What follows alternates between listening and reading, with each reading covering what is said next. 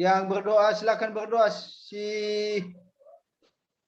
Cynthia berdoa. Cynthia. Mana? Mana nih? Yang ini tadi Cynthia silakan berdoa.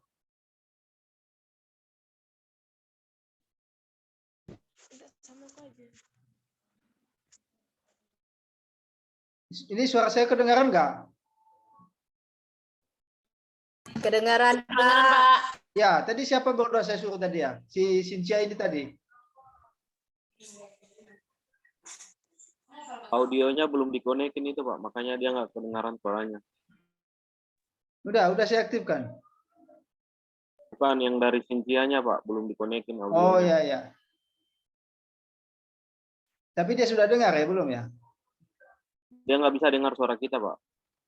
Oh yang lain di Idamina, silakan Idamina.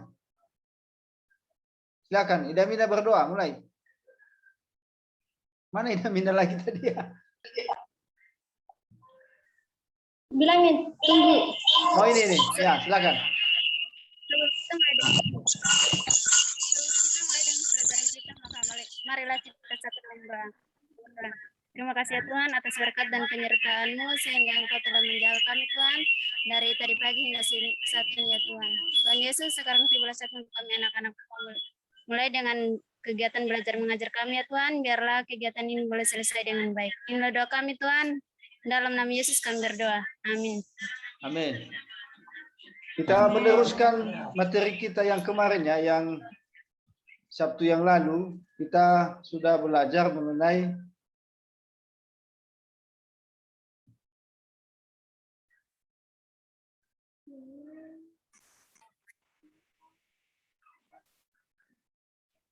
agama, pemaknaan agama. Kita masuk di mana kemarinnya? Ini ya.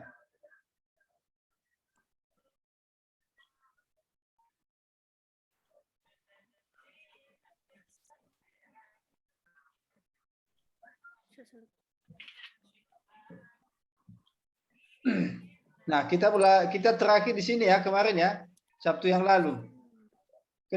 Kelihatan ya? Kelihatan? Jelas, Pak, jelas. Ya, baik. Jadi kita terakhir di sini kemarin ya. Fitirim As-Sorokin mendefinisikan agama sebagai seperangkat nilai yang dinyatakan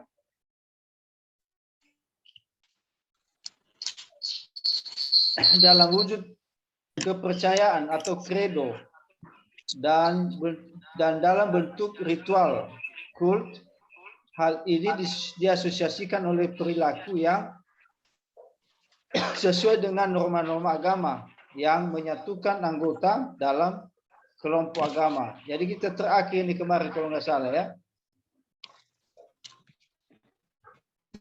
Nah, baru kemudian Clifford Geertz mendefinisikan agama sebagai simbol yang berfungsi untuk menenteramkan suasana hati. Oh, ini yang kemarin justru yang terakhir. Dan memberikan motivasi yang kuat dan tahan lama dalam kehidupan manusia. Hal ini dicapai dengan menetapkan konsep-konsep atau merumuskan kepercayaan tentang tatanan umum eksistensi manusia dan masyarakat, serta membungkus konsep-konsep atau kepercayaan-kepercayaan itu seolah-olah sebagai sesuatu yang real atau merupakan fakta, sehingga suasana batin dan motivasi tercipta menjadi real.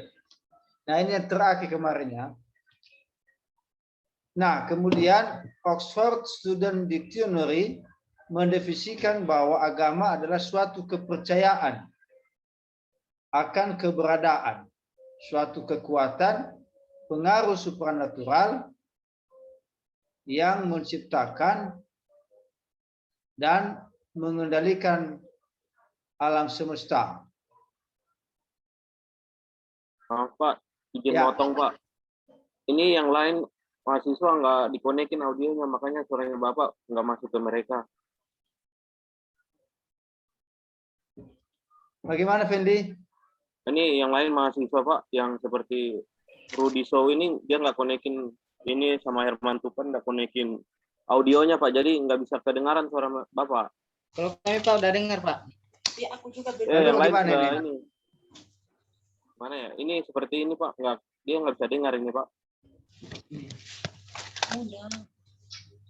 Coba diklik dulu itu tombol volumenya. Oke udah jadi. Ada. Oke, sudah semua ya. Udah Oke, dengar? Makasih. Oke, lanjut Pak. Lanjut. Oke, makasih ya. Oke.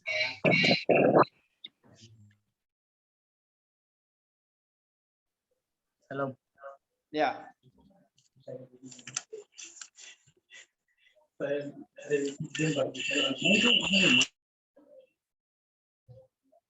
Ya, jadi kita teruskan. Oxford Student Dictionary mendefinisikan agama. Menurut dia bahwa agama suatu kepercayaan akan keberadaan.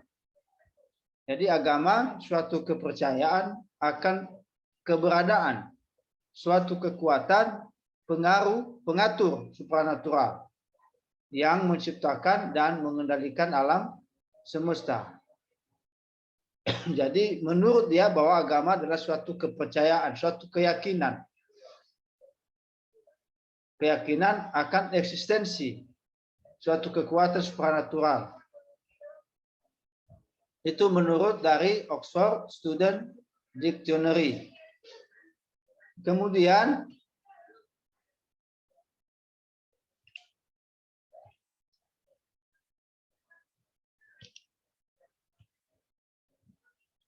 itu kan yang kita pelajari kemarin itu kan mengenai agama, pemahaman atau pemaknaan tentang agama. Nah, sekarang kita mencoba memahami tentang pemaknaan sosiologi.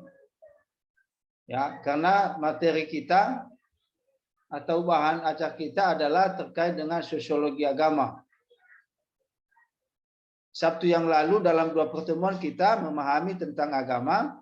Lalu sekarang kita mencoba memahami pemaknaan terkait dengan sosiologi. Nah, kita melihat sosiologi menurut Kamus Besar Bahasa Indonesia. Sosiologi menurut Kamus Besar Bahasa Indonesia adalah pengetahuan atau ilmu tentang sifat, perilaku, dan perkembangan masyarakat. Ilmu tentang struktur sosial, proses sosial, dan perubahannya.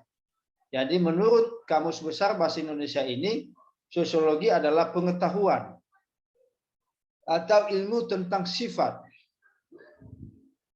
perilaku, perkembangan masyarakat, ilmu tentang struktur sosial. Struktur sosial ini terkait dengan strata sosialnya. Ada masyarakat, golongan masyarakat ke bawah, golongan masyarakat menengah, golongan masyarakat ke atas. Jadi ada strata sosialnya. Nah, struktur sosialnya ada susulnya ada pejabat, ada yang namanya pekerja buruh, macam-macam lah struktur sosialnya. Ada ketua adatnya, ada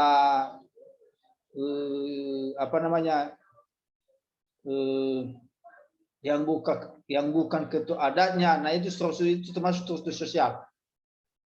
Kalau proses sosialnya mencangkup tentang ke masyarakat dalam hal sosialisasi, sosialitas, misalnya bagaimana hidup sebagai masyarakat bersosial dengan yang lain, bersosial dengan sesama. Misalnya ada bencana, turut mengambil bagian dalam membantu. Nah, sementara dalam perubahannya menyangkut tentang sosial yang mengalami perubahan, perkembangan, kemajuan. Misalnya dalam salah satu daerah, misalnya salah satu daerah mengalami perkembangan. Perkembangan dalam bidang apa? Dalam bidang sumber daya manusia. Misalnya dalam desa A tahun ini paling banyak, misalnya ini ya, hanya tamat SMA. Lalu 5 tahun ke depan semua pemuda-pemudi di sana sudah semua sarjana. Nah, itu perubahan. Nah, misalnya di kampung A, misalnya kampung yang sangat terbelakang karena tidak ada infrastruktur yang dibangun. Nah, 2 tahun ke depan sudah dibangun infrastruktur, misalnya jalan, perekonomian bisa jalan. Nah, itu perubahan. Nah, itu disebut dengan sosiologi pengetahuan atau ilmu tentang sifat, perilaku, dan perkembangan masyarakat, ilmu tentang struktur sosial, proses sosial, dan perubahannya. Nah, kemudian pengertian sosial. Menurut email Durkheim,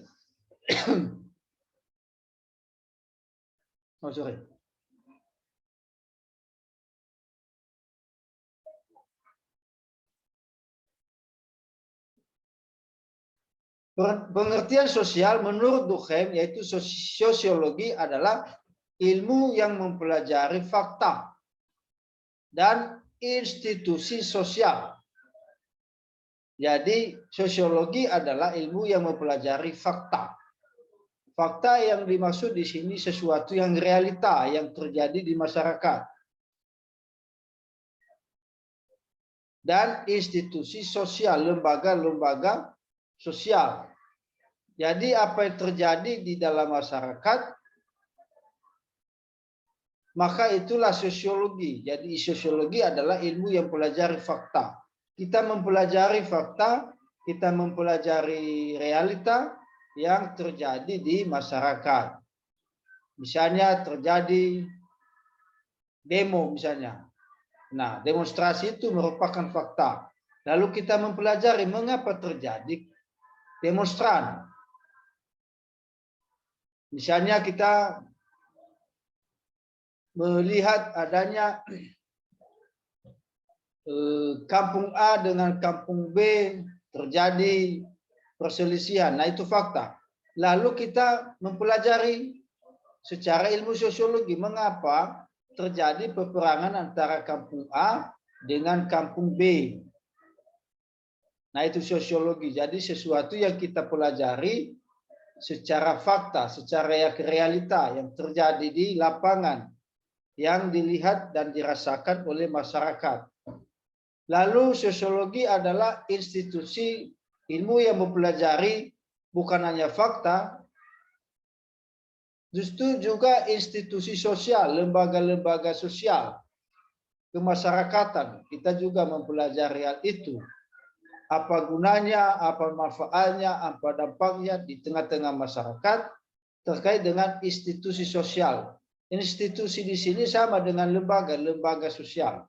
Jadi maka sosiologi mempelajari itu, mengamati, menilai, dan melakukan sesuatu observasi terhadap institusi sosial. Artinya apa kegunaan, apa manfaat, apa dampak daripada institusi sosial tersebut. Apakah berguna untuk masyarakat, apakah bermanfaat untuk masyarakat, apakah mereka berada di tengah-tengah masyarakat untuk memajukan kesejahteraan daripada masyarakat itu sendiri. Nah, itu yang dimaksud daripada email Durkheim. Jadi pengertian sosiologi menurut dia itu sosiologi adalah ilmu yang mempelajari fakta dan institusi sosial. Kemudian Max Weber. Weber mendefinisikan pengertian sosial adalah sebagai ilmu yang mempelajari tindakan sosial. Ya, mempelajari tindakan sosial untuk menjelaskan sebab akibat fenomena sosial yang diteliti. Nah, pengertian sosiologi menurut dia adalah sebagai ilmu yang mempelajari tindakan sosial. Ya, tindakan di sini adalah sesuatu action, sesuatu perbuatan sosial. Nah, misalnya ada gempa bumi misalnya. Lalu bagaimana tindakan sosialnya? Apakah tindakan sosial manusia kemasyarakatannya ikut terlibat membantu atau tidak? Apakah hanya melihat-lihat saja atau ikut membantu meringankan beban yang terdampak daripada gempa itu atau bencana tersebut? Nah, itu tindakan sosial di sini. Misalnya ada tanah longsor, lalu tanah longsor itu merugikan masyarakat. Nah, bagaimana tindakan sosialnya? Apakah orang lain atau apakah sesama ikut melibatkan diri membantu, meringankan beban? Nah, ini tindakan sosial. Jadi sebagai ilmu yang mempelajari tindakan sosial. Bagaimana tindakan sosialnya? Bagaimana keterbebanan sosialnya? Bagaimana keikutsertakan masyarakatnya dalam masyarakat itu sendiri? Nah, selanjutnya untuk menjelaskan sebab akibat fenomena sosial ini, termasuk tadi seperti gempa, tanah longsor, banjir, apalagi banyak sekali. Nah, bagaimana tindakan sosialnya? Nah, ini yang dimaksud daripada Max Weber. Artinya mendefinisikan pengertian sosial sebagai ilmu yang mempelajari tindakan sosial untuk menjelaskan sebab akibat fenomena sosial yang diteliti.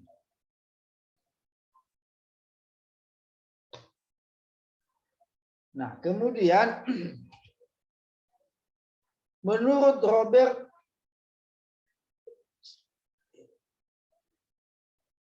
Park, menurut Robert, pengertian sosiologi menurut Park yaitu sosiologi adalah ilmu yang mempelajari perilaku kolektif manusia. Ya, menurut Park, yaitu sosiologi adalah ilmu yang mempelajari perilaku kolektif manusia. Ya. Ini menyangkut perilaku manusia ya. Kolektif itu menyeluruh. Perilaku yang kolektif manusia. Ini mengacu kepada tindakan manusia dalam bermasyarakat. Apakah manusia tersebut tidak meresahkan? Apakah manusia tersebut tidak meresahkan manusia sesamanya atas perbuatannya, atau manusia tersebut perilakunya menyenangkan sesamanya. Jadi ini yang dipelajari. Ini yang dipelajari. Jadi perilaku kolektif manusia. Apakah manusia tersebut hidup bersosial yang baik dengan sesama atau justru dia tidak menjadi bagian dari masyarakat itu dengan cara perilakunya yang merugikan, misalnya melakukan kejahatan, melakukan tindakan kriminal dan sebagainya. Nah, itu yang dipelajari. Jadi yang menjadi sasaran objek di sini perilaku manusia, tindakan manusia tersebut dalam bermasyarakat. Nah, ini yang disebut dengan sosiologi menurut Robert Park ini. Jadi sosiologi ilmu yang mempelajari perilaku, sikap, tindakan kolektif manusia atas masyarakat, kemasyarakatan. Kemudian Kingsley Davis, menurut dia sosiologi adalah ilmu pengetahuan tentang masyarakat. Ilmu pengetahuan umum tentang masyarakat. Jadi dia mempelajari tentang masyarakat secara umum. Bagaimana hidup kemasyarakatan secara umum. Nah, mengacu kepada manusianya ini. Manusia yang hidup di dalam masyarakat. Masyarakat yang hidup, ya, manusia hidup di dalam masyarakat. Ya. Jadi, menurut Davis, ilmu pengetahuan umum tentang masyarakat. Nah, semua penjelasan ini dari awal tentang pengertian sosiologi ini, ya, semuanya mengacu kepada kemasyarakatan. Ya, kemasyarakatan. Baik secara manusia, secara umum dan secara khusus. Dia melihat secara khusus tentang manusia dan dia melihat secara umum tentang masyarakat. Jadi ada masyarakat, berarti ada manusianya, ada manusia, ada masyarakatnya. Jadi beberapa poin mengenai pengertian sosial baik Emile Durkheim, Max Weber, Robert Park, Kingsley Davis, pengertian tentang masyarakat, tentang sosiologi menurut mereka memiliki kesamaan yang tidak berseberangan pemahaman dan pengertian menurut mereka. Enggak mau buka kamera. Aku dengar. Ya. Kemudian sudah kita memahami pengertian agama dan sosiologi. Nah, sekarang kita melihat apa saja ruang lingkup yang kita pelajari dari sosiologi agama. Ya. Sudah kita memahami tentang agama dan sosiologi. Sekarang kita mau memahami apa itu ruang lingkup sosiologi agama. Mengapa kita harus melihat ruang lingkupnya? Agar kita fokus apa yang kita pelajari. Jangan sampai yang kita pelajari itu semakin melebar, semakin meluas, lalu poin pentingnya kita tidak melihatnya. Nah, sekarang kita akan membahas mengenai ruang lingkup sosiologi agama. Kelompok-kelompok yang pertama adalah kelompok-kelompok dan lembaga keagamaan. Ya, ruang lingkup sosiologi agama adalah kelompok-kelompok dan lembaga keagamaan. Ruang lingkup pertama dalam pandangan sosiologi agama ialah melihat kelompok-kelompok serta lembaga-lembaga keagamaan dengan berbagai kompleksitas sosialnya, yakni yang mencakup pembentukannya, pemeliharaannya, dan pembaruannya, serta kegiatan demi kelangsungan hidupnya. Ya, ruang lingkup sosiologi agama menyangkut tentang kelompok, ya, serta lembaga keagamaan. Ya, yang kita lihat di sini adalah kelompok-kelompok serta lembaga-lembaga keagamaan. Misalnya organisasi-organisasi keagamaan, misalnya organisasi-organisasi gereja, bahkan termasuk juga persekutuan-persekutuan yang menyangkut tentang keagamaan. Nah, bagaimana pembentukannya? Misalnya pembentukan daripada lembaga-lembaga keagamaan tadi.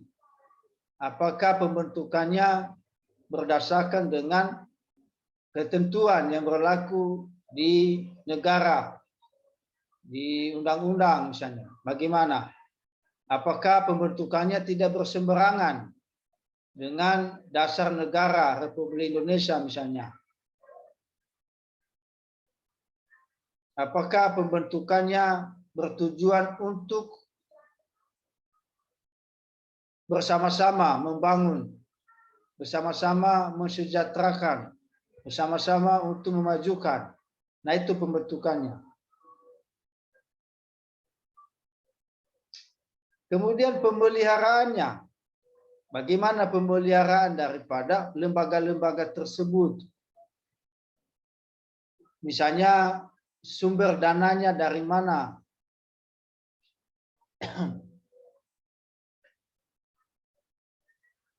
Apakah lembaga-lembaga keagamaan itu dipimpin oleh siapa? Nah, kemudian pembaruan. Nah, dalam setiap kelompok atau lembaga-lembaga keagamaan itu ada pembaruan. Bagaimana kemajuannya? Apakah kemajuannya sesuai dengan visi misinya? Kemajuannya sesuai dengan perkembangan masyarakat? Atau pembaruannya begitu-begitu saja? Nah, itu namanya kelompok dan lembaga-lembaga keagamaan yang berbagai kompleksitas sosialnya, melihat dengan pembaruannya. Kemudian serta kegiatan demi kelangsungan hidupnya. Apa kegiatannya?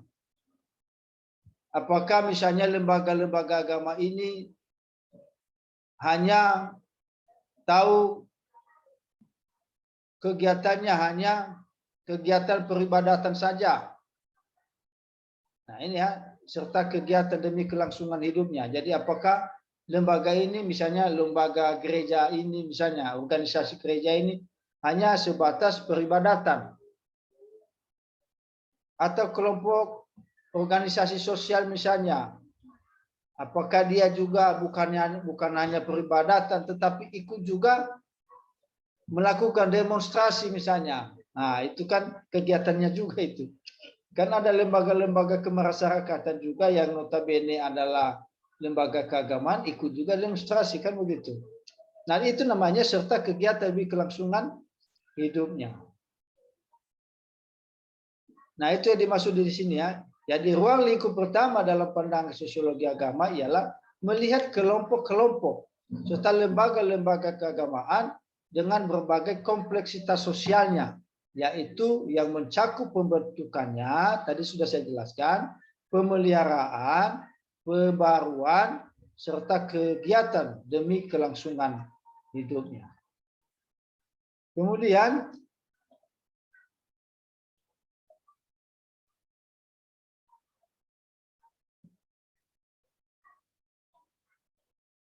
ya.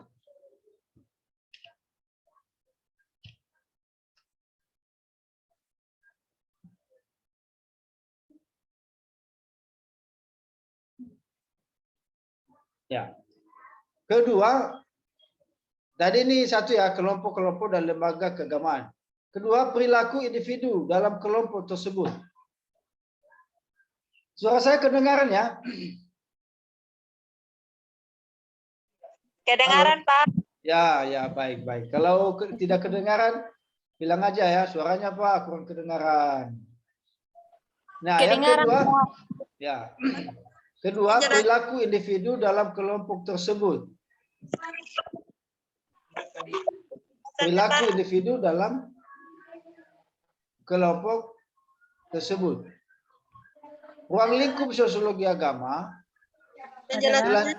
selanjutnya adalah perilaku individu dalam kelompok tersebut. Nah, ruang lingkup sosiologi agama yang kita lihat adalah perilaku individu. Perilaku individu dalam kelompok tersebut. Perilaku, sikap. Perilaku, sikap, etika, moral, begitu ya. Moral individu dalam kelompok tersebut. Jadi ruang lingkup sosiologi agama adalah perilaku individu. Bagaimana perilaku setiap orang dalam kelompok tersebut? Apakah sikapnya, perbuatannya,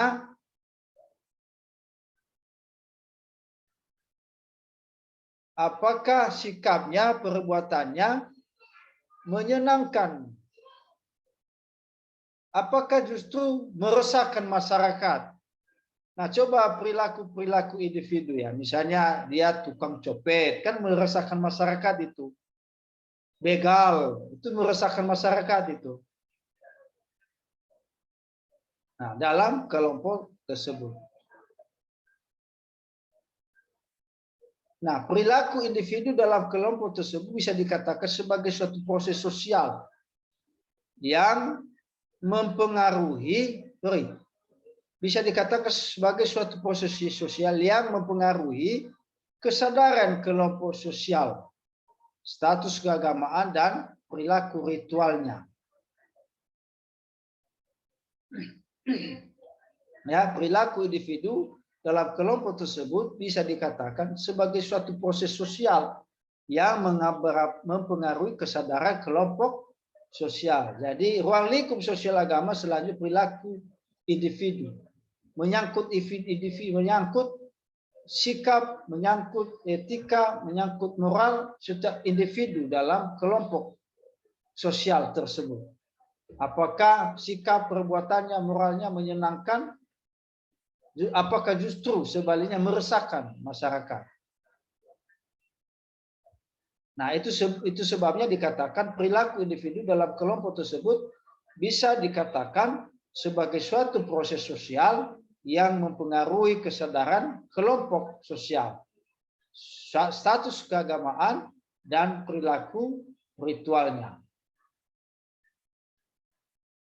Jadi poin kedua terkait dengan ruang lingkup ini adalah menyangkut perilaku individu dalam kelompok tersebut.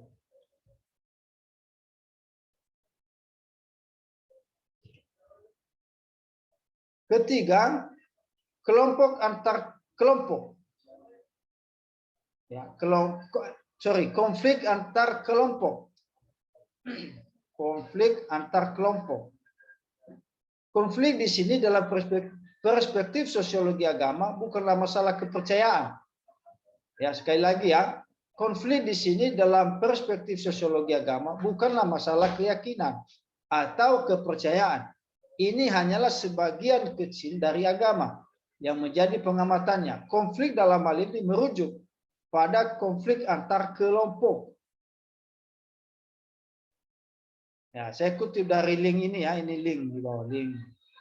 Jadi konflik di sini dalam perspektif sosiologi bukanlah masalah keyakinan, ya, bukan masalah kepercayaan.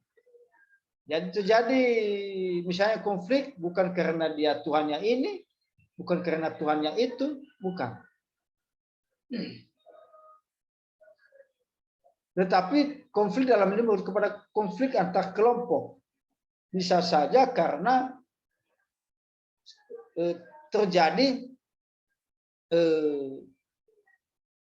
pemuda kampung A dengan kampung B ada selisih paham. Nah, sehingga dengan selisih paham mereka maka terjadi konflik. Misalnya SMA 1 dengan SMA 2. Ini contoh ya. SMA 1 dengan SMA 2 terjadi konflik. Mungkin ada selisih paham antara SMA 1 dengan SMA 2. Jadi konflik itu terjadi bukan karena keyakinan. Mungkin saja karena salah paham. Atau karena terjadi hal-hal yang lain. Mungkin saling ngejek. Atau tidak saling menghargai sehingga apa? Terjadi konflik. Bahkan terjadi tawuran. Mungkin di kampungnya pernah terjadi tawuran ya. Mungkin selisih paham. Atau di sekolahnya dulu sebelum kuliah ini di SMA di mana terjadi ada tawuran antara sekolahnya dengan sekolah yang lain. Jadi itu terjadi bukan karena soal keyakinan atau kepercayaan, tetapi mungkin terjadi karena selisih paham.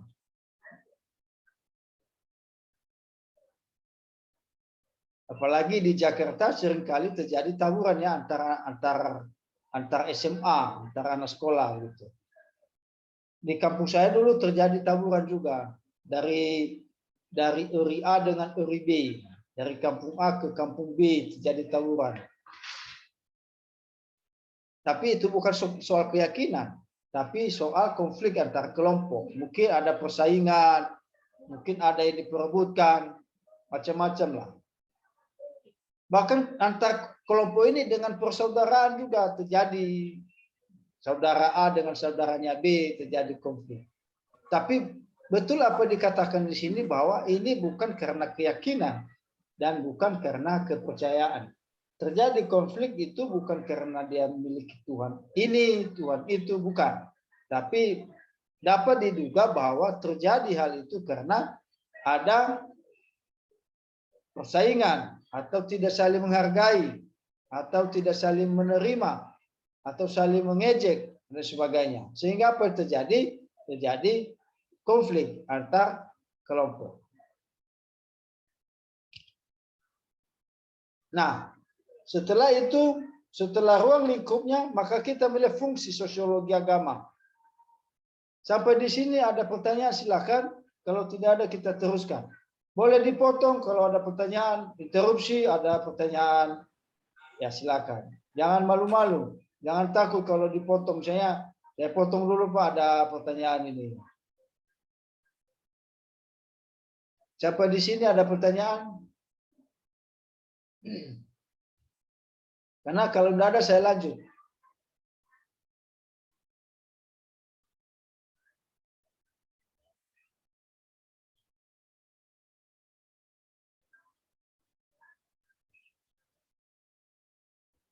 Oke, kita teruskan kalau tidak ada ya.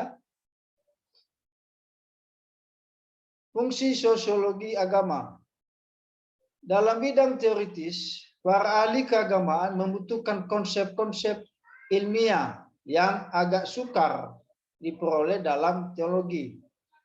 Ya, fungsi sosiologi agama yang pertama, dalam bidang teoritis, para ahli keagamaan membutuhkan konsep-konsep ilmiah. Ya, konsep-konsep ilmiah. Ya, para ahli keagamaan membutuhkan konsep-konsep ilmiah yang agak sukar diperoleh dalam teologi. Ya, konsep-konsep ilmiah secara teoritis yang berkaitan dengan kemasyarakatan yang sukar diperoleh dalam teologi. Jadi konsep-konsep ilmiah terkait dengan sosiologi agama yang terjadi di masyarakat.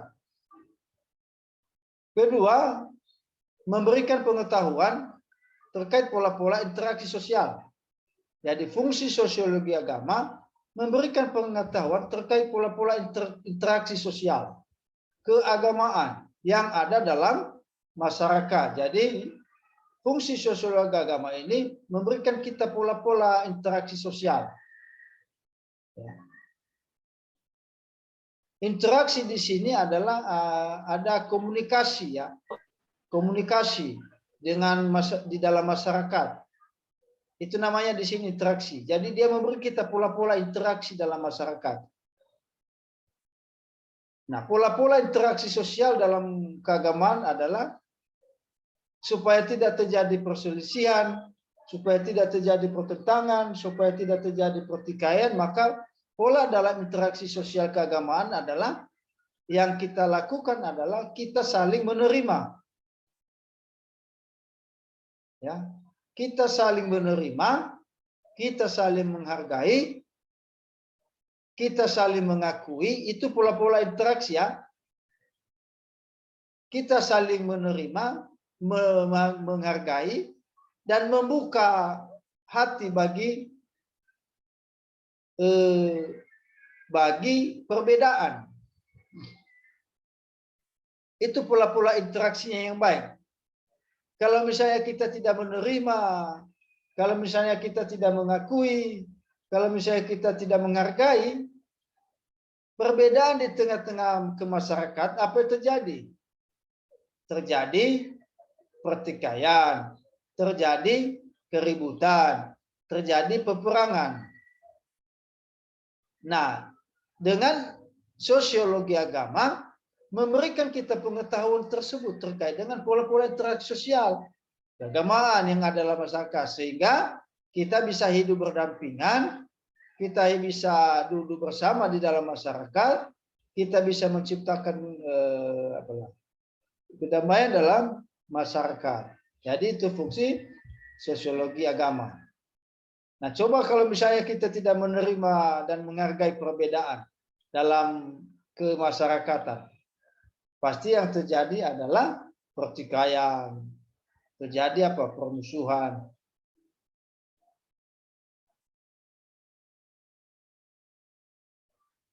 Nah, ketiga, fungsi sosiologi agama yang ketiga untuk mengontrol serta mengendalikan tindakan.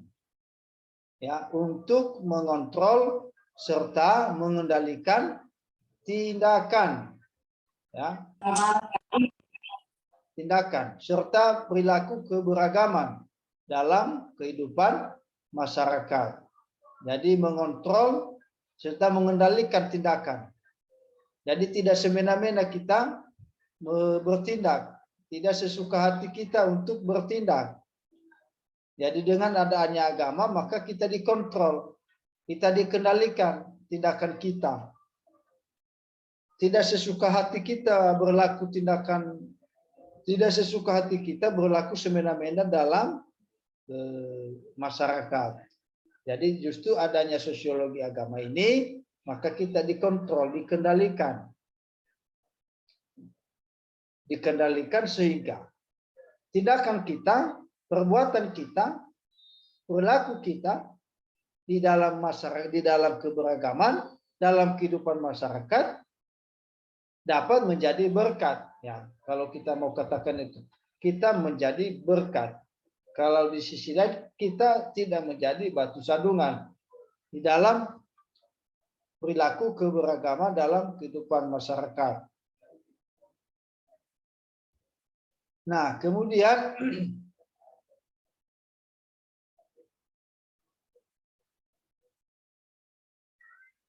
semakin memahami nilai-nilai, norma, tradisi, serta keyakinan yang dianut oleh masyarakat lain. Jadi fungsi sosiologi agama semakin memahami nilai-nilai, norma, tradisi, nilai-nilai, memahami nilai-nilai atau norma-norma, tradisi serta keyakinan yang dianut oleh masyarakat lain. Misalnya norma atau nilai norma tradisi Nias misalnya, maka barang siapa yang berkunjung di Nias harus memahami nilai norma tradisinya. Misalnya saya ke Kalimantan misalnya, ketika saya ke Kalimantan maka saya harus memahami nilai-nilai norma-norma tradisi yang berlaku di Kalimantan. Demikian juga kalau misalnya orang Kalimantan misalnya ke wilayah Sumatera, maka dia harus memahami nilai-nilai norma-norma tradisi yang berlaku di sana. Serta keyakinan yang dianut oleh masyarakat lain. Nah, misalnya dia memiliki keyakinan A, maka kita harus juga memahami keyakinannya. Kita harus menghargai keyakinannya. Kita harus menghormati keyakinannya. Jangan semena-mena kita. Ya.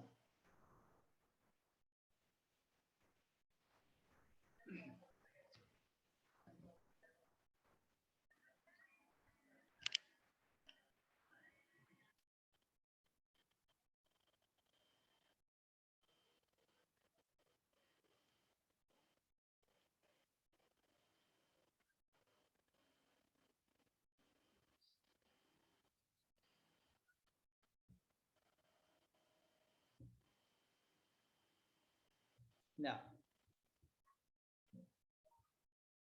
bentar ya, mana tadi?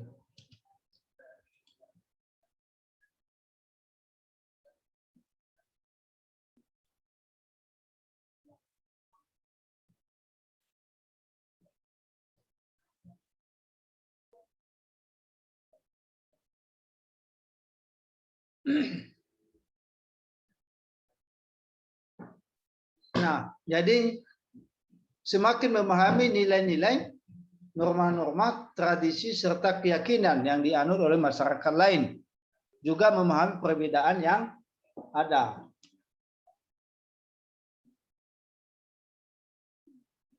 Jadi teman-teman, seperti yang saya katakan tadi, misalnya saya berkunjung ke Kalimantan, maka saya memahami nilai-nilai norma tradisinya. Kemudian kalau saya berjumpa dengan yang berbeda keyakinan dengan saya, maka saya harus menghargai dan menerima keyakinannya. Menghargai dan menghormati, bukan menerima ya. Menghargai dan menghormati keyakinannya. Juga karena dengan hal itu maka terciptalah kedamaian, terciptalah keharmonisan, kebersamaan antara sesama. Jika tidak menghargai, menerima, maka terjadi apa? Pertikaian, terjadi konflik, terjadi taburan dan sebagainya. Nah, itu sebenarnya fungsi sosiologi agama, kita dapat memahami nilai-nilai norma tradisi yang ada itu dan keyakinan kepercayaan yang berbeda itu agar saling menerima, saling menghargai satu dengan yang lain. Kemudian menekan timbulnya konflik antar umat beragama. Menekan timbulnya konflik antar umat beragama. Fungsi sosiologi agama termasuk menekan timbulnya konflik antar umat beragama. Jadi menekan timbulnya, walaupun misalnya ada konflik antara agama A dan B, C dan D. Tetapi dengan fungsi sosiologi agama ini, maka kita menekan timbulnya konflik itu. Nah, bagaimana supaya kita menekan timbul konfliknya? Maka seperti yang saya katakan tadi di atas, memahami nilai-nilai, memahami norma-norma, memahami tradisi, serta memahami keyakinan, menghargai keyakinan, menghormati keyakinan yang berbeda-beda. Dengan cara demikian, maka kita menekan timbul konflik antara umat beragama. Kalau tidak, maka konflik antar umat agama ini pasti terjadi. Nah, bagaimana supaya hal ini tidak terjadi? Maka kita saling menerima, menghargai, memahami, dan menghormati. Sehingga pada gilirannya terjadilah kerukunan. Kalau misalnya kita lihat dalam perspektif Alkitab, maka Alkitab berkata, berbahagialah kalau rukun. Ya, kalau rukun. Dan kalau rukun itu berkat tidak dicari. Justru berkat itu datang sendiri. Nah, begitu kan firman Tuhan berkata. Jadi kalau rukun itu sangat berbahagia. Karena berkat tidak dicari, justru berkat bisa datang sendiri. Kemudian bersikap lebih kritis serta rasional. Jadi fungsi sosiologi agama bersikap lebih kritis serta rasional menghadapi gejala-gejala sosial keberagaman masyarakat. Ya, bersifat lebih kritis serta rasional menghadapi gejala-gejala sosiologi keberagaman masyarakat. Bersifat lebih kritis ini berkaitan dengan gejala-gejala sosiologi beragama. Ya. Misalnya, mengapa terjadi konflik antar umat agama? Jadi itu bersifat kritis. Mengapa terjadi konflik antar umat agama? Kenapa agama A membenci agama B? Mengapa agama B membenci agama C? Jadi itu lebih bersifat kritis ya. Jadi tidak semena-mena kalau ada konflik langsung dia konflik ini penyebabnya. Penyebabnya ini. Nah, itu bukan rasional namanya itu. Bukan kritis itu. Yang bersifat kritis itu melihat dengan jernih, dengan rasional apa yang terjadi di masyarakat. Tidak mudah terpancing dengan gejala yang terjadi di masyarakat soal keagamaan. Tidak mudah terpancing. Tidak mudah terprovokasi yang terjadi di masyarakat. Ya, mudah yang maksudnya tidak mudah terpancing itu karena dia bersifat kritis dan rasional, dia berpikir dengan menghadapi gejala-gejala di masyarakat soal agama. Nah, coba kalau misalnya cepat terprovokasi, misalnya terpancing, maka terjadi perang agama, perang kelompok, terjadi pertikaian antara masyarakat. Nah, itu sifat orang yang tidak lebih kritis, orang yang tidak rasional. Orang yang rasional dan lebih kritis tidak mudah terpancing, tidak mudah terpengaruh, tidak mudah diajak untuk melakukan keresahan di tengah-tengah masyarakat. Nah, itu disebut dengan fungsi sosiologi agama. Nah, coba misalnya kita, karena kita sudah memahami, kalau orang lain mengajak kita terjadi untuk melakukan keresahan di masyarakat, maka kita tidak mudah terpancing. Kenapa? Karena kita berpikir lebih kritis dan lebih rasional menghadapi gejala-gejala serta keberagaman dalam masyarakat itu sendiri.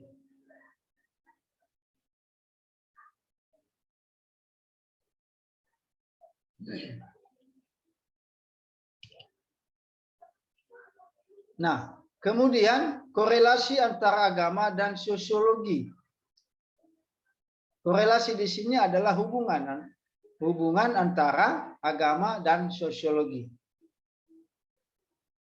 Keberadaan ini tidak dapat dipisahkan. Jadi agama dan sosiologi tidak dapat dipisahkan. Agama dan masyarakat tidak dapat dipisahkan. Jadi ada agama, ada masyarakat, ada agama. Jadi tidak bisa dipisahkan. Walaupun misalnya kalau rumah memiliki kamar masing-masing, ya, kalau ibarat di rumah, ini kamar agama, ini kamar sosiologi, tetapi dalam satu rumah. Kita bisa ibaratkan seperti itu, ya. Agama dan sosiologi tidak dapat dipisahkan. Tidak dapat dipisahkan walaupun memiliki tempat masing-masing. Ibarat dalam satu rumah, maka ini kamar agama, ini kamar sosiologi. Tetapi dalam satu rumah yang tidak dapat dipisahkan. Tadi ada pengertian tentang agama, ada juga pengertian tentang sosiologi. Tetapi pada prinsipnya tidak bisa dipisahkan. Ya, tidak dapat dipisahkan. Ada kait-mengkait antara agama dan sosiologi. Agama membutuhkan masyarakat.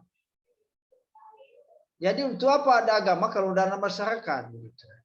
Sama artinya kalau misalnya orang Kristen. Kalau tidak ada saya, berarti tidak ada Kristen. Tidak ada agama. Kalau tidak ada kalian, berarti tidak ada agama. Mana ada agama yang tidak dianut oleh orang? Pasti ada orang di dalam agama itu. Jadi agama membutuhkan masyarakat. Demikian juga masyarakat membutuhkan agama. Nah, seperti yang saya jelaskan minggu yang lalu, tanpa agama maka tidak ada keharmonisan. Tanpa agama tidak ada kedamaian. Adanya agama maka adanya kedamaian, adanya damai sejahtera. Nah, itu sebabnya demikian juga masyarakat membutuhkan agama. Mengapa masyarakat membutuhkan agama? Karena dengan adanya agama dalam masyarakat, maka terjadi kedamaian, terjadi damai sejahtera antara masyarakat itu sendiri. Kemudian Tuhan lebih dahulu sudah ada sebelum ada masyarakat. Nah, Tuhan kan yang menciptakan manusia, kan? Bukan manusia yang menciptakan Tuhan.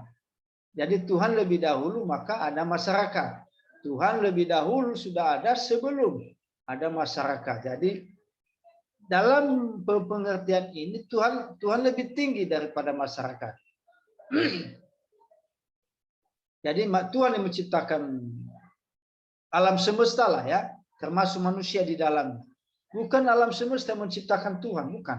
Tapi Tuhan menciptakan alam semesta. Makanya saya simpulkan di sini bahwa Tuhan lebih dahulu sudah ada sebelum ada masyarakat. Kemudian masyarakat ada karena manusia diciptakan oleh Allah. Ini sorry.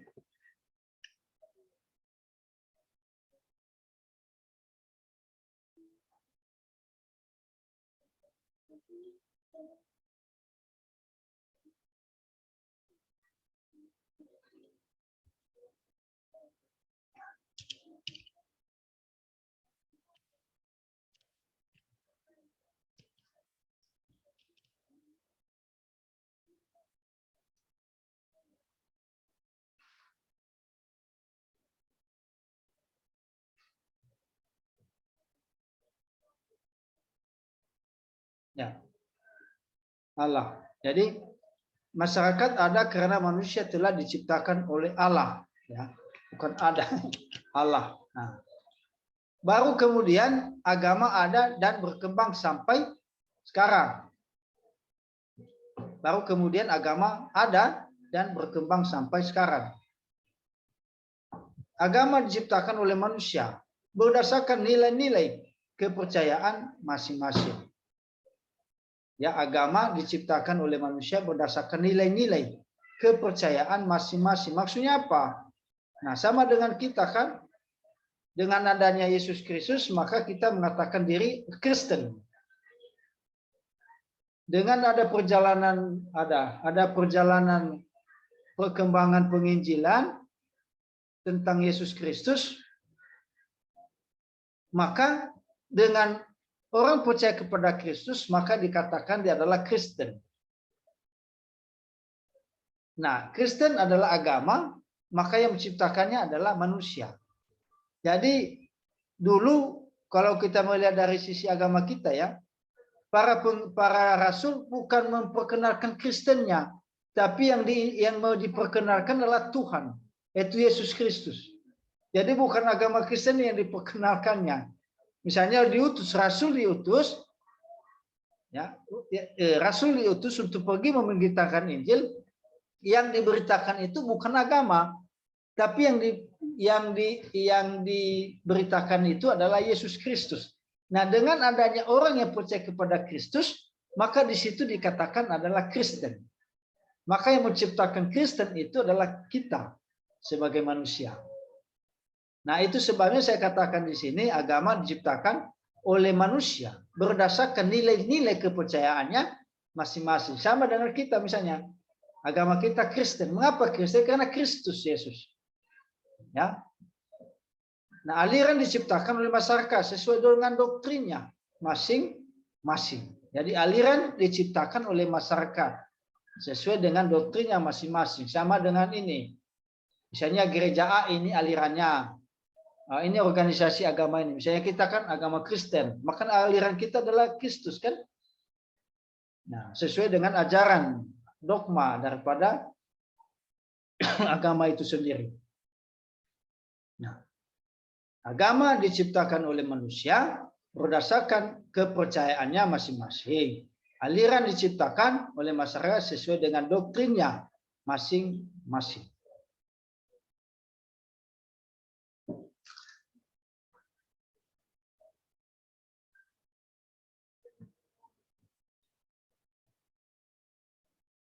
Nah, sampai di sini ada yang bertanya? Baik Pak, ada sedikit Pak. Hah? Ada Pak. Ya, silakan. Sebut nama ya, karena ini sebut sesuatu masih belum saya hafal. Sebut nama supaya saya tahu namanya. Dan Nama saya Rudi Pak. siapa namanya? Rudi. Ya, silakan bertanya. Rudi.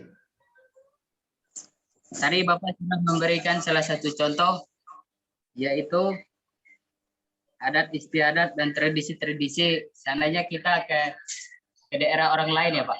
Ya, Harus betul. istiadat. Contohnya kita ke Kalimantan, berarti harus mengikuti adat istiadat Kalimantan ya. Ya, betul. Bagaimana istiadat tersebut bertentangan dengan agama atau berbeda gitu? Apakah bisa kita itu ikuti atau tidak? Ya, itu saja. Ya Pak. Ya, baik. Tadi saya sudah singgung bahwa kita memahami tradisi, norma-norma, ya oke lah, dikatakan adat-adat dari salah satu tradisi daerah tertentu. Misalnya saya Kalimantan misalnya. Lalu saya harus memahami, karena saya kan pendatang masuk ke sana kan, jadi jangan serta-merta adat saya bawa ke sana. Misalnya ada saya Nias, saya bawa Kalimantan. Itu tidak mungkin. Tidak masuk akal. Tentu kita harus memahami. Terus kita harus menghargai. Terus kita menerima. Ada di sisi lain norma yang berlaku di sana. Tetapi bagaimana dengan nilai norma ada istiadat yang bertentangan dengan agama? Nah, ini pertanyaan bagus ini. Bagaimana kalau bertentangan? Apakah kita harus menerimanya? Nah, tentu karena berbeda dengan ajaran daripada agama, misalnya kita ke daerah tertentu bertentangan ya, bukan di Kalimantan misalnya ya, daerah tertentu ada istilahnya bertentangan dengan agama. Ini bukan di Kalimantan ya. Bagaimana itu? Nah, tentu kita sebagai pendatang tidak serta-merta kita harus melakukan sebuah penolakan. Kenapa? Kita harus melihat dengan jernih dulu. Kita harus mengamati dengan jernih dulu. Nah, ini namanya tidak gegabah namanya.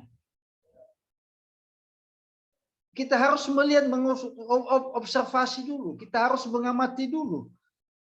Karena pada prinsipnya itu sangat menyimpang, sangat melenceng. Kita harus juga bijak. Kita harus juga bijak.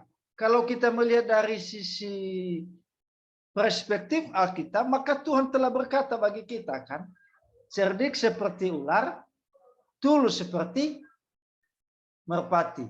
Kalau serta-merta kita menolak tradisi nilai, norma adat yang bertentangan, maka yang terjadi apa?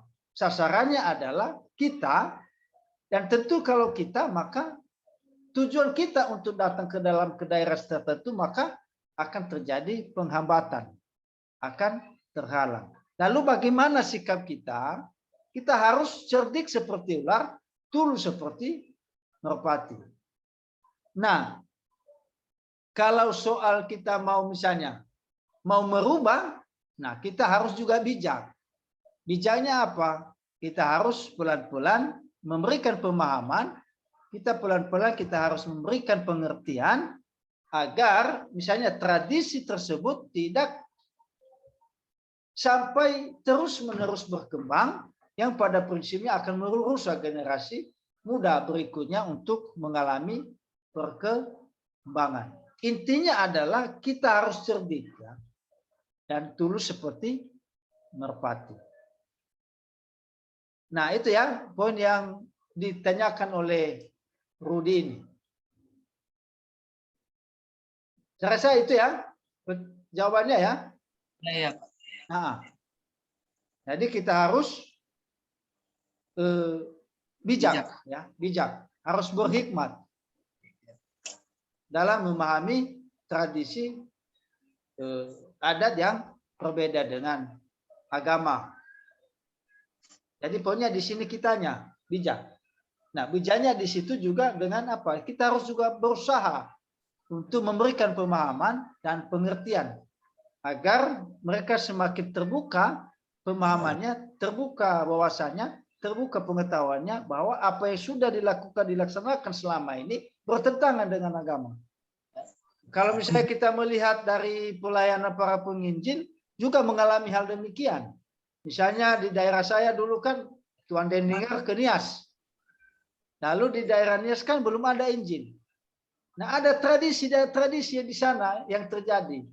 Nah, mereka tidak serta-merta mereka harus menolak. Mereka pelan-pelan. Nah, sampai sekarang tradisi-tradisi sebelum Injil masuk itu sudah tidak ada lagi. Nanti dibilang yang menyimpang.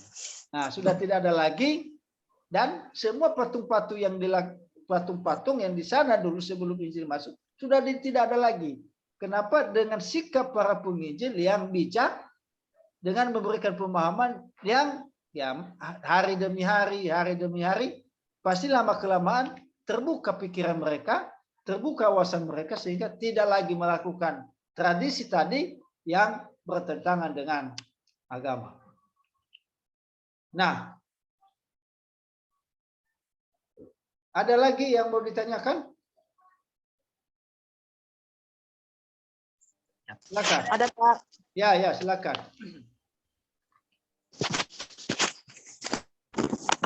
Apa perbandingan agama dan antropologi agama?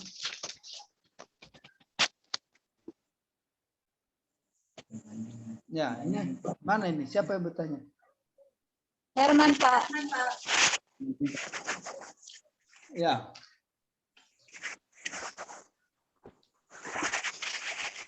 Enggak jawab. Bila. Sudah ulangi, kurang kedengar tadi. Apa perbedaan? Apa perbandingan sosiologi agama dan antropologi agama? Jelaskan. Ya, apa perbedaan?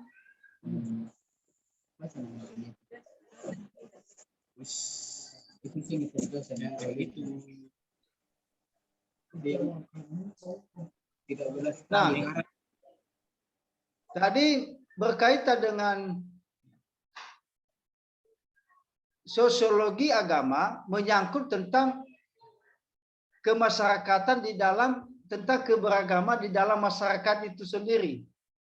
Bahkan bagaimana juga keterlibatan masyarakat di dalam beragama. Nah, sedangkan kalau antropologi daripada agama itu menyangkut tentang pengetahuan yang berusaha mempelajari tentang manusia menyangkut agama dengan pendekatan budaya. Ya, dengan pendekatan budaya. Nah, kalau misalnya sosiologi agama, pendekatan dari masyarakat. Nah, kalau misalnya antropologi, pendekatannya terkait dengan budaya daripada masyarakat itu sendiri. Jadi sebenarnya mau kita katakan kontradiksi juga tidak ya. Mau juga kita mengatakan sama karena gini. Kemasyarakatan juga menyangkut budaya. Budaya juga menyangkut masyarakat. Jadi dapat disimpulkan bahwa antara antropologi dan sosiologi agama hampir sama tujuannya sebenarnya. Karena sosiologi agama menyangkut kemasyarakatan, di sisi lain antropologi menyangkut tentang budayanya. Saya rasa sama-sama memiliki tujuan, walaupun sedikit ada perbedaan di dalam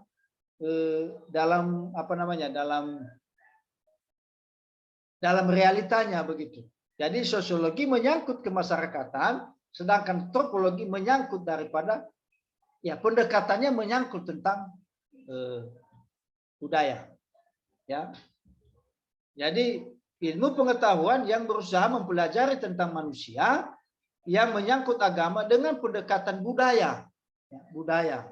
Nah, itu yang disebut dengan antropologi daripada agama. Jadi sosiologi dan antropologi sama-sama memiliki tujuan karena kemasyarakatan juga tidak bisa dipisahkan dengan budaya.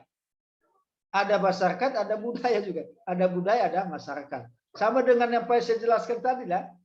Ada nilai-nilai, ada tradisi, ada norma-norma. Kalau dikatakan tradisi udah menyangkut agama, budaya sebenarnya itu. Budaya. Budaya, kebiasaan, dan sebagainya. Baik, kalau ada lagi silakan. Saya Pak. Ada Pak. Ada. Mana Rian. nih? Ya, satu-satu dulu. Yang mana nih? Siapa? Yoel.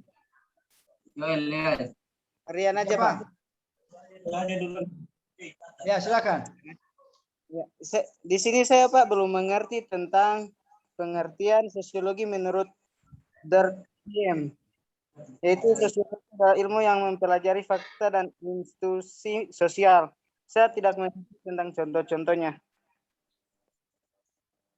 Ya, mana tadi? Bentar. Siapa tadi? Siapa? Rian. Bukan. Tadi dari pengertian siapa tadi? Neil Durkheim. Yang ini bukan? Yang ini, yang saya tampilkan ini bukan? Iya Pak, di atas. Yang mana? Yang di atas. Belum Memilih. Yang ini?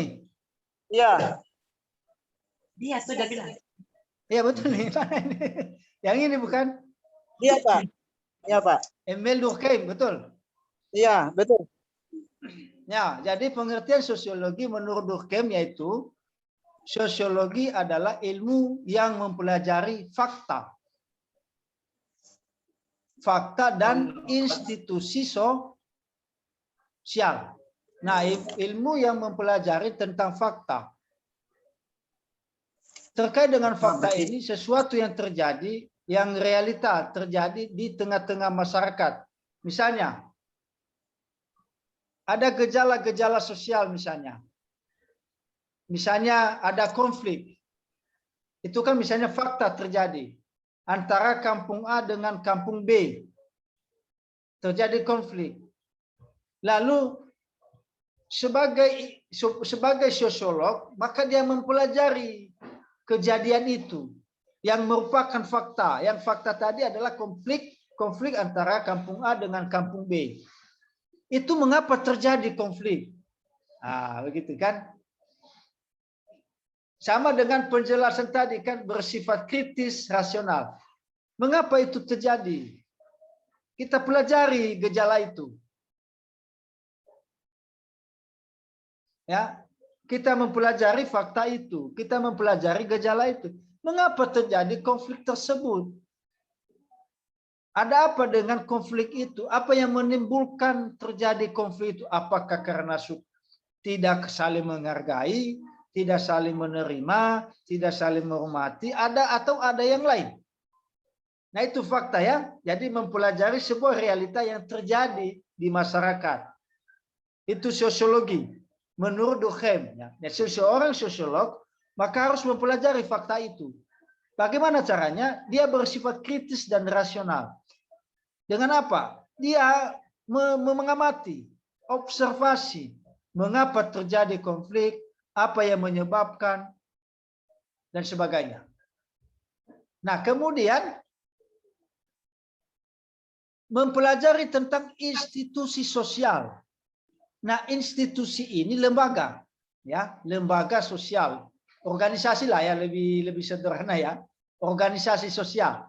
Dia sebagai sosiolog, maka dia mempelajari organisasi sosial itu. Apa itu yang dia pelajari? Dampak, manfaat, guna daripada organisasi sosial itu. Apakah organisasi sosial ini di tengah-tengah masyarakat ada dampaknya enggak? Ada gunanya enggak? Misalnya, ada bencana alam. Misalnya ini contoh-contoh ya. Bencana alam. Bagaimana reaksinya? Bukankah dia lembaga sosial yang melibatkan diri apa yang terjadi di sosial itu? Misalnya, ikut meringankan beban korban. Ikut membantu membersihkan, misalnya tanah longsor, ikut membersihkan apa namanya, misalnya gempa kan, ikut membersihkan rumah, membuang puing-puing dan sebagainya. Nah, apakah dia sudah terlibat dalam hal itu? Apa tidak? Nah, itu namanya mempelajari institusi sosial. Dampaknya, gunanya, manfaatnya di tengah-tengah masyarakat. Nah, ada juga lembaga sosial tidak bermanfaat, justru meresahkan masyarakat. Misalnya memeras masyarakat, misalnya memperalat organisasinya untuk memperkaya dirinya. Karena ada itu lembaga-lembaga sosial. Dia hanya mengumpulkan aja dana, tetapi dananya untuk dia, bukan untuk orang lain. Tetapi kan namanya kan organisasi sosial, organisasi kemasyarakatan. Tetapi kenapa dia tidak melibatkan diri, membantu orang lain? Justru apa? Dia untuk dirinya sendiri. Nah, itu yang dia maksud dengan, itu yang dimaksud oleh Emil Durkheim ini. Jadi mempelajari fakta, gejala-gejala fakta, dan mempelajari organisasi sosial yang ada di masyarakat itu sendiri. Nah, mengapa dia mempelajari? Dengan catatan dia melihat apa kegunaan, apa manfaat. Ya, apa manfaat. Itu kalau misalnya organisasi sosial. Kalau misalnya gejala-gejala kejadian konflik fakta, maka dia mempelajari itu. Ya, mengapa terjadi konflik? Mengapa terjadi bencana alam? Mengapa terjadi tanah longsor? Dan sebagainya. Nah, kira-kira itu ya pengertian daripada pemahaman daripada Emile Durkheim ini terkait dengan sosiologi. Iya, Pak. Baik. Jadi ada lagi satu lagi, silakan. Ya, Pak. Ya, silakan. Ya, atas nama Yoel. Ya. Masalah korelasi antara agama dan sosiologi. Di sini dikatakan agama membutuhkan masyarakat, demikian juga masyarakat membutuhkan agama. Ya. Pertanyaan saya, bagaimana tentang kalau orang ateis itu bagaimana Pak? Apa mereka juga membutuhkan agama atau tidak? Mereka kan tidak mempercayai adanya agama atau Tuhan. Ya, ulangi yang terakhir. Di sini agama membutuhkan masyarakat, demikian juga masyarakat membutuhkan agama. Ya, betul. Saya, bagaimana tentang orang ateis? Mereka kan tidak percaya tentang adanya agama dan adanya Tuhan. Apakah mereka juga membutuhkan agama? Ya. Terima Baik. kasih. Ya. Nah, tadi di mana ya? Bentar ya.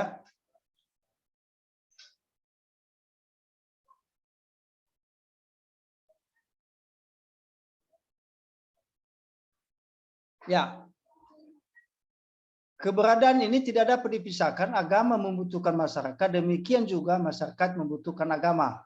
Lalu, bagaimana dengan ateis yang tidak memiliki keyakinan, ya, tidak memiliki Tuhan?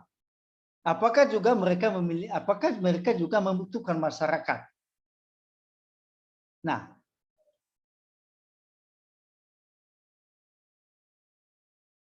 masyarakat itu adalah manusia itu sendiri.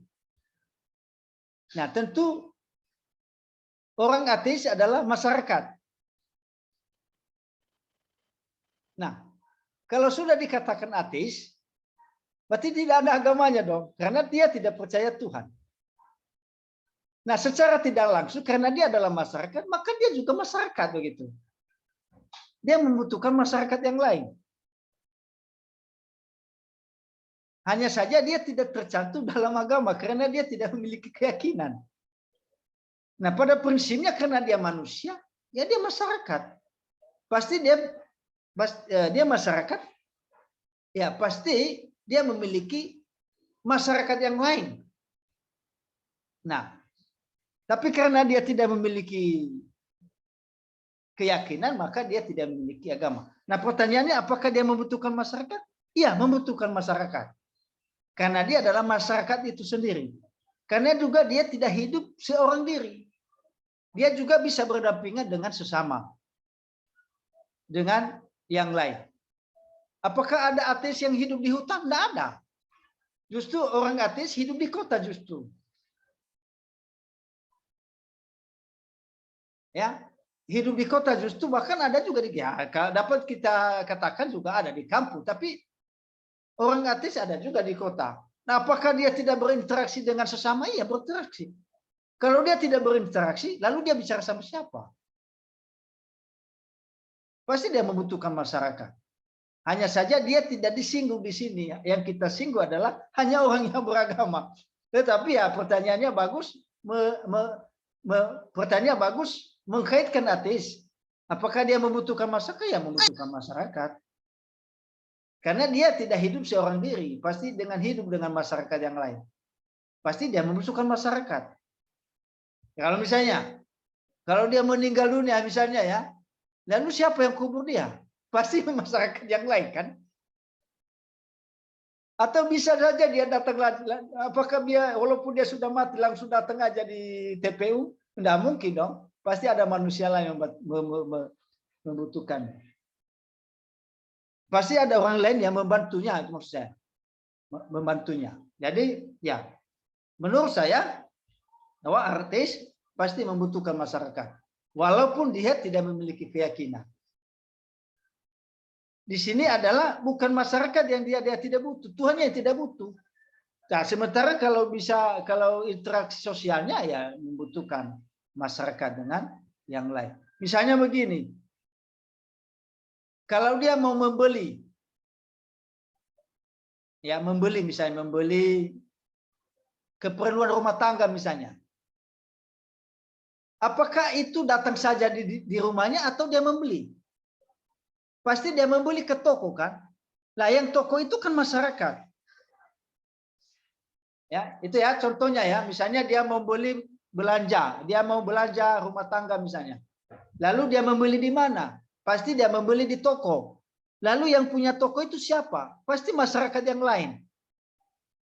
Ya kan?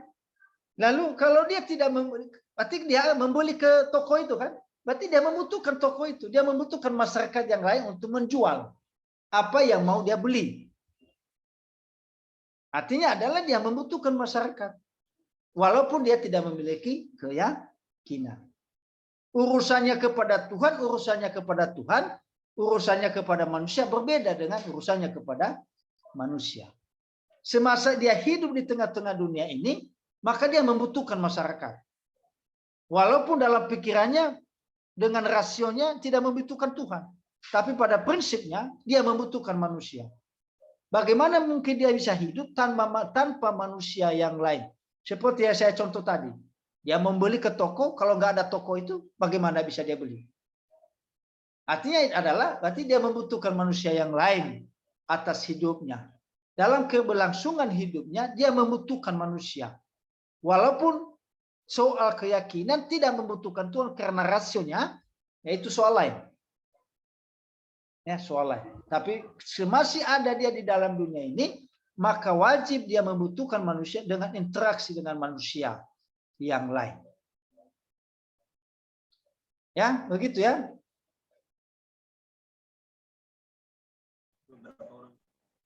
Terus Pak, kalau agama ateis ini apa mirip agama ateis ini? Apa orang ateis ini membutuhkan agama atau tidak? Kan mereka nggak percayanya ada Tuhan. Bagaimana? Apakah orang ateis juga membutuhkan agama atau tidak? Nah, kan mereka tidak percaya Tuhan. Ya.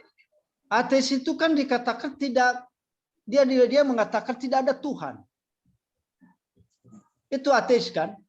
Tidak ada Tuhan. Apalagi kalau dia bilang ada agama. Tuhan aja dia katakan tidak ada Tuhan. Berarti kalau dia katakan tidak ada Tuhan, berarti dia tidak membutuhkan Tuhan. Kalau dia membutuhkan Tuhan, maka dia berkata ada Tuhan. Karena dia tidak membutuhkan, karena dia ya tidak ada Tuhan. Prinsipnya di sini adalah tidak ada Tuhan dulu. Ya, karena di Indonesia tidak ada agama ateis. Nah, jadi berarti tidak ada agamanya dong. Kalau tidak ada Tuhannya, berarti tidak ada agamanya. Karena di Indonesia misalnya tidak ada agama ateis. Ya, nggak ada agama ateis. Berarti kalau dia mengatakan tidak ada Tuhan, berarti tidak ada agamanya. Jadi hanya ada orang yang beragama jika dia mengakui ada Tuhan. Kalau dia tidak mengakui adanya Tuhan, maka dia tidak ada agama. Karena di Indonesia tidak ada agama ateis. Berarti secara keseluruhan Pak, tidak semua masyarakat membutuhkan agama dong? Ya tergantung. Ya, tergantung pribadi itu. Ya tergantung pribadi-pribadi. Kalau misalnya dia tidak membutuhkan Tuhan, kan lain konsepnya kan? Itu tergantung pribadi-pribadi itu. Yang penting di Indonesia tidak mengizinkan adanya ateis. Di negara kita tidak didorong, tidak dianjurkan tidak didorong, tidak dianjurkan, tidak memiliki Tuhan. Justru Indonesia kita menganjurkan harus punya agama, harus punya Tuhan. Dengan adanya Tuhan maka ada agama. Kalau misalnya ada ateis itu pribadi, ya misalnya pribadi, berarti itu pun bisa dihitung lah ya, bisa dihitung ya. Jadi itu. Oke, Itu terima tergantung. kasih. Nah, ya. Bagaimana? Ya, terima kasih atas jawabannya. Ya, baik.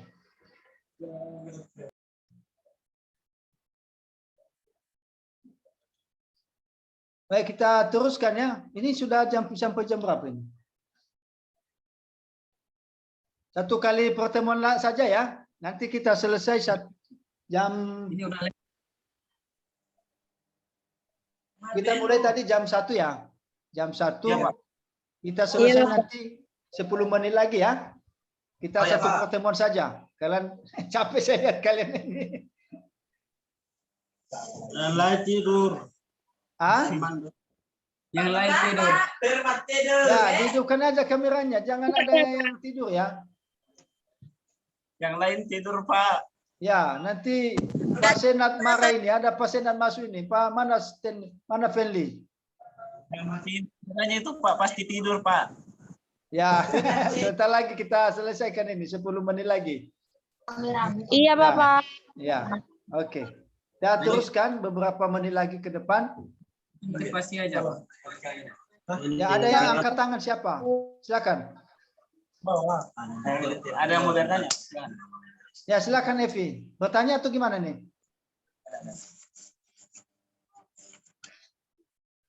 Ini ada yang angkat tangan siapa ini? Evi mau tanya apa? Ini Yoel tongkat dagu tuh Bapak, bukan bertanya. Oh, bukan bertanya, saya kira bertanya. Ya, oke, baik. Nah, terima kasih, Pak. Ini ya, peranan. Ya, sekarang kita membahas tentang peranan agama dalam sosiologi. Manusia tanpa agama maka tidak diakui di Indonesia. Nah, ini tadi pertanyaannya ya, ateis tadi ya. Manusia tanpa agama maka tidak diakui di Indonesia. Karena orang yang ada di Indonesia ini harus ada agamanya.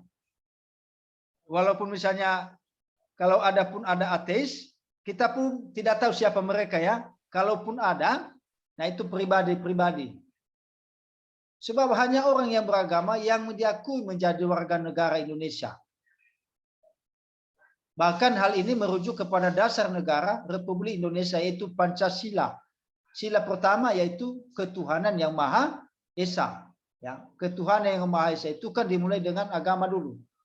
Walaupun misalnya agamanya berbeda-beda, tetapi satu kesatuan dalam Pancasila, dalam bingkai negara kesatuan Republik Indonesia. Dasar negara Republik Indonesia adalah Pancasila. Sila pertama adalah keagamaan, walaupun berbeda-beda, tetapi saling menghargai.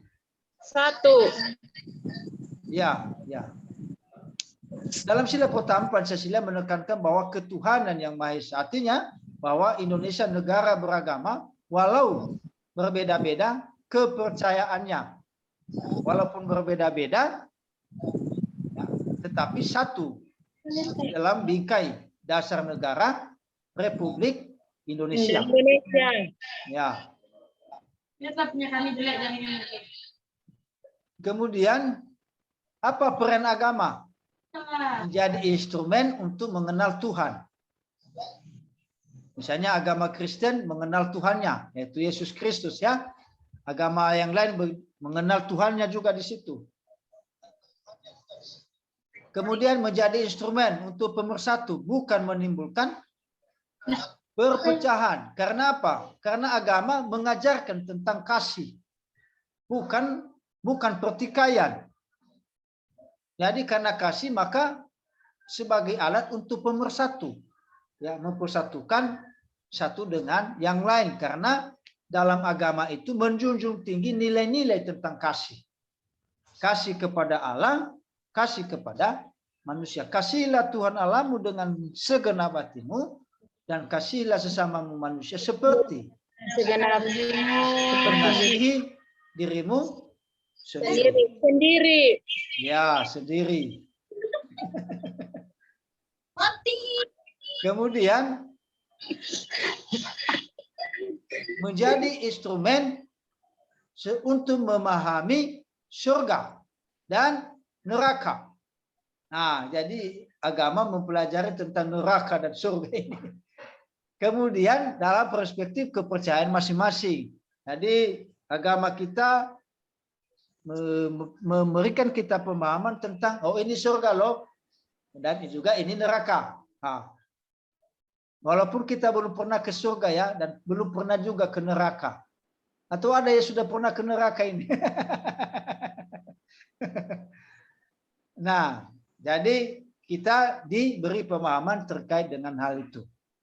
Dalam pandangan kekristenan, agama memperkenalkan Yesus Kristus sebagai jalan satu-satunya untuk mendapatkan kehidupan yang kekal. Jalan kita masuk surga adalah Kristus. Kalau kita ya, agama Kristen. Ya, kalau yang lain saya tidak tahu. Tapi kalau agama kita memperkenalkan kita tentang surga dan ada jalannya, yaitu Kristus. Karena dalam Alkitab tidak ada juru selamat di bawah kolong langit ini selain nama daripada nama Yesus Kristus. Kristus. Nah. Kemudian peran sosiologi dalam beragama.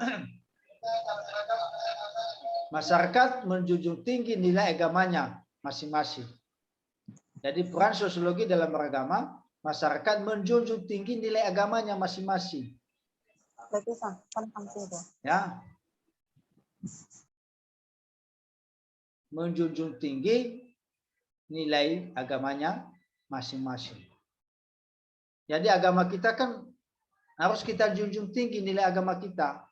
Jangan sampai keyakinan, kepercayaan kita tercederai dengan sikap kita, dengan perbuatan kita. Kita harus junjung tinggi melalui apa? Perbuatan dan juga perilaku kita. Perbuatan. Ya. Kemudian saling rukun dalam beragama, bukan perpecahan antar kelompok.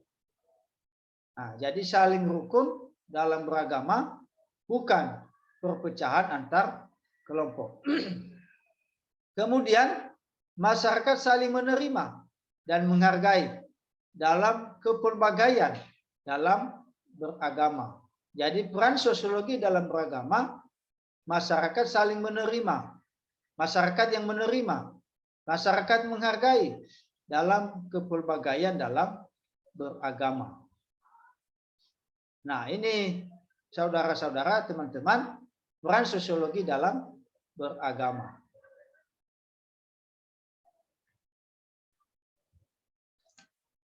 Jadi tadi kan sudah dijelaskan bahwa kita memiliki perbedaan agama yang beragam, lalu kita juga dituntut untuk menerima dan menghargai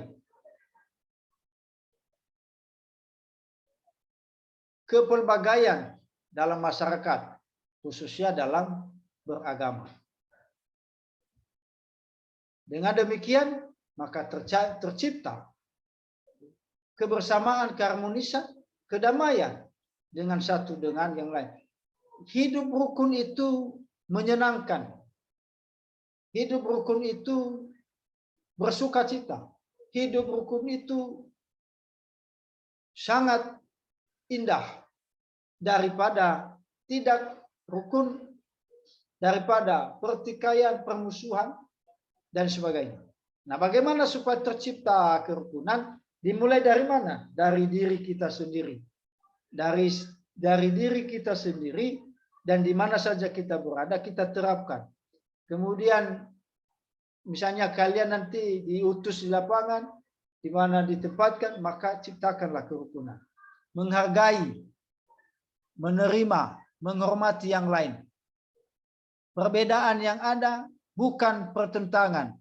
Perbedaan yang ada bukan persaingan. Tetapi justru apa? Kalau ada perbedaan, untuk saling melengkapi, saling menguatkan, saling membangun, saling memotivasi, saling menyempurnakan satu dengan yang lain. Bagaimana kita bisa melakukannya? Kalau kita hidup di dalam kasih. Kasih di dalam Tuhan. Nah, kalau anak Tuhan pasti memiliki kasih. Karena Kristus mengajarkan kita untuk hidup di dalam kasih. Kalau ada kasih, maka kita bisa menerima. Kejelekan orang lain, kita menerima. Kekurangan orang lain, kita menerima. Kelemahan orang lain. Kalau ada kasih dalam hidup kita. Apa kata Kristus? Engkau bisa menjadi muridku kalau engkau memiliki kasih. Kalau kita tidak memiliki kasih, bukan dikatakan atau tidak layak dikatakan sebagai murid Kristus. Kalau murid Kristus, maka hidup di dalam kasih. Hukum Taurat dibagi dua. Kasih kepada Allah dan kasih kepada manusia. Kasih kepada Allah, takut akan Dia, menjauhi larangannya. Kasih kepada manusia, jangan melukai hati sesama manusia. Jangan menyakiti hati sesama manusia. Jadi hiduplah di dalam kasih. Semester 1 ini harus hidup di dalam kasih. Anda sudah mengawali perjuangan yang begitu hebat ke depan. Dengan harus melompati semester per semester. Semester 1 masuk ke semester 2. Masuk ke semester 3. Bagaimana bisa menjalaninya? Hidup di dalam kasih. Kasih di dalam Tuhan. Barang siapa yang ada di dalam kasih Tuhan, maka akan Anda diberkati. Amin. Ada amin? Amin. Amin. Mana Amin. harus berkati. Jadi jadi lewat semester per semester harus dilalui dengan kasih, mengasihi, kasih Tuhan dan kasih kepada sesama. Bagaimana kasih sesama? Saling memotivasi, saling menyemangati, saling menguatkan. Jangan hidup sendiri-sendiri. Harus saling interaksi, saling mendoakan satu dengan yang lain. Dengan doa, maka bisa berjalan dengan baik. Nah, itu saja sampai hari ini. Kita teruskan minggu depan. Kita pertemuan satu kali. Nanti ketua tanda tangan, isi daftar absen. Kita ketemu minggu depan. Amin. Amin, Bapak, amin. Amin. Amin. Bapak, amin. Baik, kalau ada pertanyaan silakan. Kalau tidak, kita tutup. Tidak, Pak. Kayaknya udah nggak ada, Pak. Ya, kalau sudah jelas, kita tutup dan kita berdoa. Saya minta berdoa. Siapa ini? Sebentar ya. Siapa ini? Si Septiani Tando. Yang ini ya? Nah, dari tadi goyang-goyang kepala tuh dia. Mana Septiani di sini? Yang baju mana? Yang mana? Batik? Iya, Oh ya, silakan berdoa Septiani, silakan. Mari kita berdoa. Puji syukur kami panjatkan dalam surga, di mana atas kasih dan pemeliharaan-Mu banyak kerja di mana depankan. Ya terbukti Tuhan, pada siang hari ini kami telah melaksanakan proses belajar dan mengajar walaupun hanya apapun yang menjadi berkat dan dapat jadi pedoman menjadi berkat kepada dosen Tuhan, Engkau berkati Tuhan, Engkau berkati Tuhan, cita-cita dan harapan Tuhan, kami Tuhan, yang kami bawa dalam permohonan kami Tuhan, yang kami haleluya, amin. Ya, terima kasih ya Septiani ya. Salam ya. Sampai jumpa ya. Dadah.